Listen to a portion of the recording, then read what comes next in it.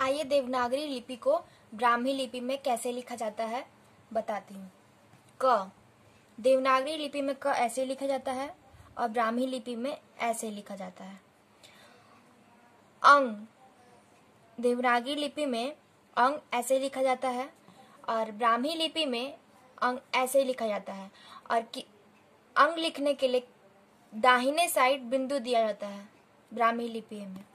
जैसे हमें कंग लिखना है तो क लिख के ऊपर में दाहिने हल्का दाहिने साइड बिंदु दे दिया तो ये हो गया कंग।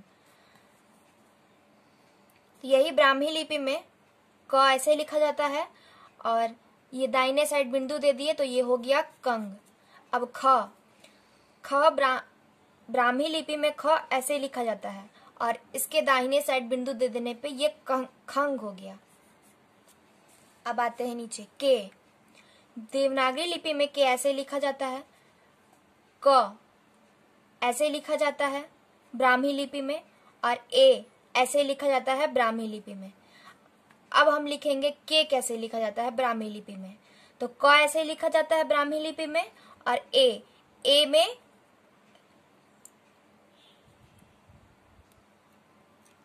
ऊपर में लकीर दिया जाता है तो ये हो गया के। अब ख ऐसे लिखा जाता है ब्राह्मी लिपि में और ए ऐसे लिखा जाता है। अब ख लिखकर इधर ऊपर लकीर खींचिए तो ये हो गया खे।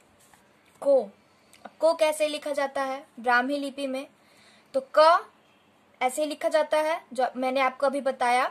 और अब ओ तो ब्राह्मी लिपि में ओ ऐसे लिखा जाता है तो ये हो गया हमारा क और ऊपर में हमने ऐसे ओ जैसे ओ लिखा जाता है हमने यहाँ पे ऐसे कर दिया तो ये हो गया ओ ब्राह्मी लिपि में ओ।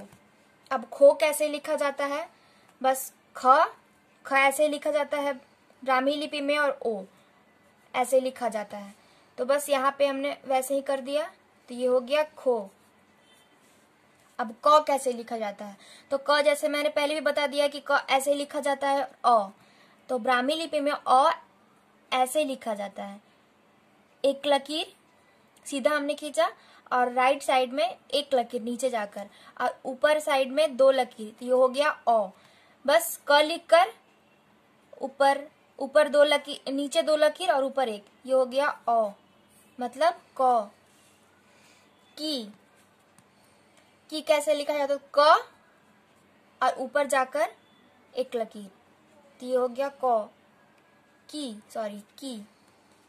ये हो गया की। हर्षई कार की में की कैसे लिखा जाता है ब्राह्मी लिपि में तो क लिखा हमने और ऊपर में एक लकीर तो ये हो गया हर्षई कार की। और दीर्घई कार की में क लिखकर ऊपर यहाँ दो लाइन रहेगा तो ये हो गया दीर्घई कार की। बस कु में क लिखकर नीचे एक लाइन तो ये हो गया कु ब्राह्मी लिपि के में और मतलब हर्षई कार कु। ये दीर्घई कार कु में क लिखकर नीचे दो लाइन तो ये हो गया दीर्घई कार कु ब्राह्मी लिपि में। अब मैं आपको अपना नाम लिखकर बताती हूँ, शिवानी। तो स ऐसे लिखा जाता है ब्राह्मी लिपि में तो ये हो गया स। अब सी लिखना है तो सी ऊपर जाकर ये एक लाइन तो हो गया सी। वा